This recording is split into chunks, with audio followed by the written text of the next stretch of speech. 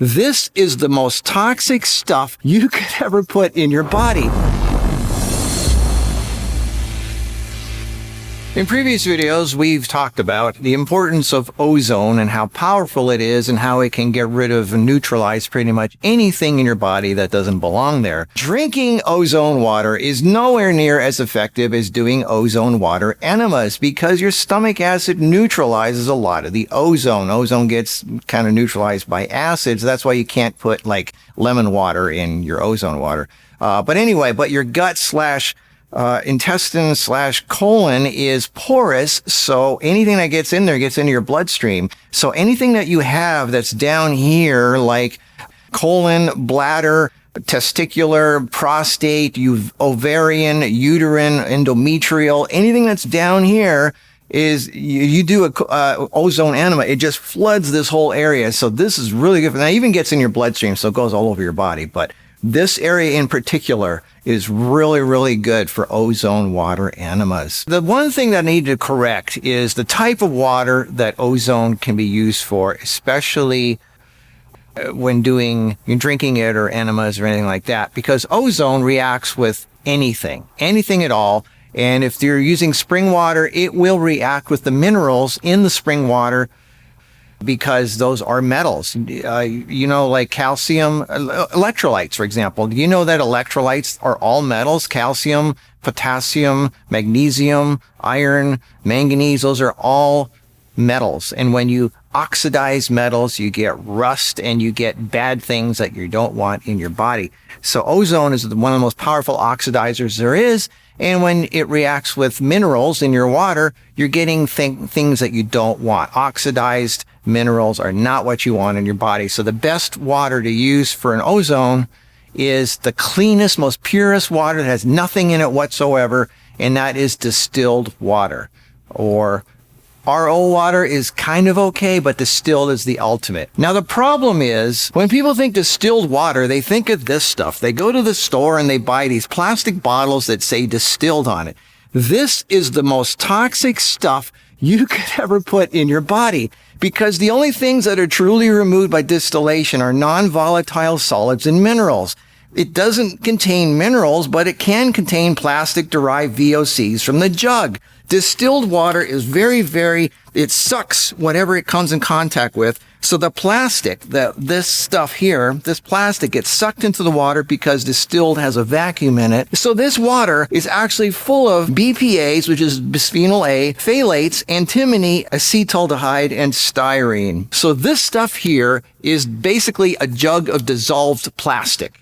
And it's highly estrogenic, and it feeds estrogen-based like breast, ovarian, uterine, and anything else. All those female are highly estrogenic fed and this stuff is like really bad for it. If you make pure distilled water, then yes, it's good. But this is distilled water with plastic dissolved in it. Also, sometimes you see ozone-treated bottled water sold in the store as generic purified water, or maybe your city water is ozone-treated. Be careful. This does not mean the water is pure. It means they took nasty city water, ran it through some basic filtration, and then used ozone to kill bacteria and microbes and neutralize odors. But it doesn't remove what it kills or oxidizes. So it can contain dead microbes, oxidized VOCs, acetic acids, formaldehyde, metal oxides, and bromate, a carcinogen that's formed when ozone reacts with bromide. These oxidized byproducts can be more harmful than the original contaminants. They use ozone as the last step, not the first, which is backwards because they're optimizing for cost and shelf stability, not purity. So you must filter store-bought or municipal water that's been ozonated.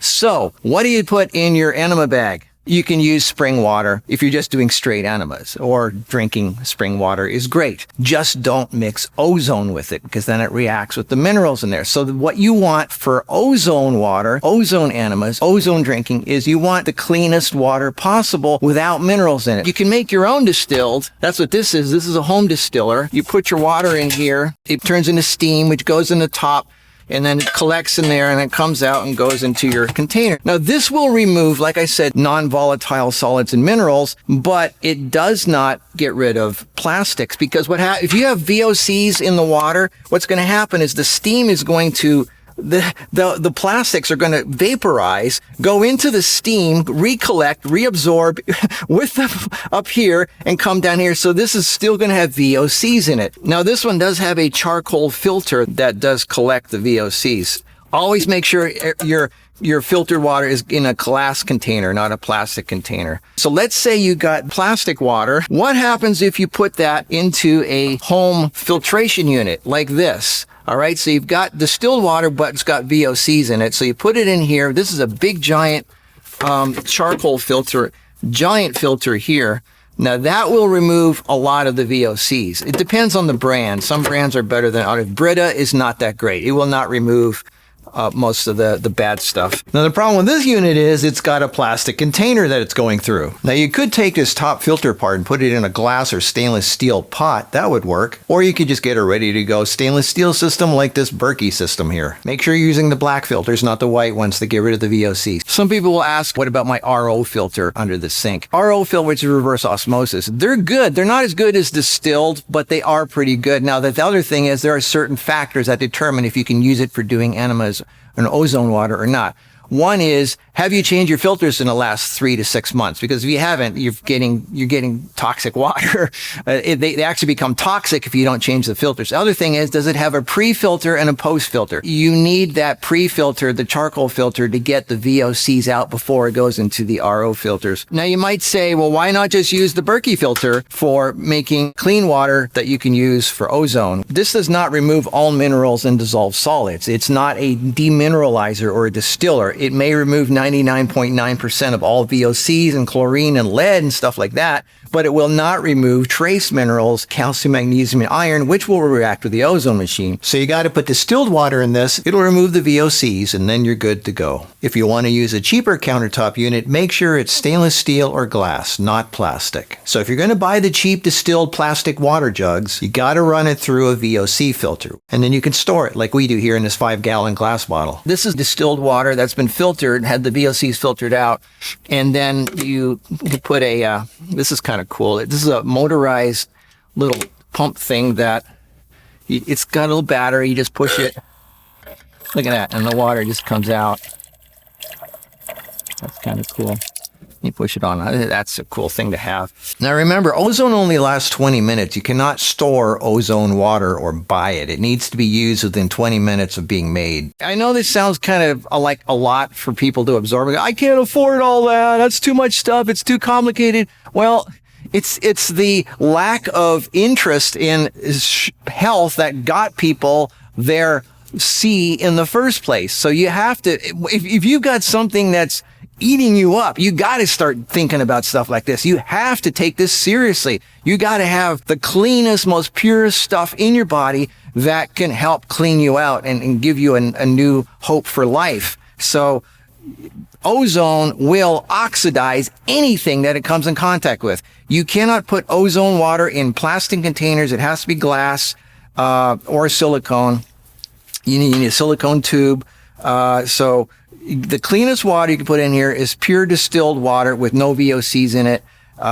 So make your own distilled and then run it through a carbon post filter like this, which is really good. This one is by H2O Labs. You can start with your RO water from your sink if it has the filters changed in the last 3 months. And if you have a pre-carbon filter on there, that's okay, but it's not as good as pure distilled water.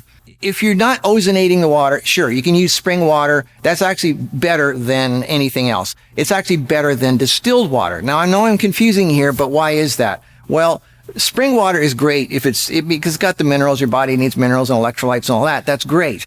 But the thing about distilled water is it leaches whatever it comes in contact with out of you. In other words, it can cause an electrolyte imbalance. So it can literally suck the electrolytes out of your body and make you all dizzy and weak and even like nauseous or weird. It's not good to have your electrolytes sucked out. So if you do enemas with pure distilled water and you start feeling all dizzy and weird, that's because your electrolytes are getting sucked out. All right. So this is where it gets tricky. For doing ozone enemas to fight something in you, you need distilled water.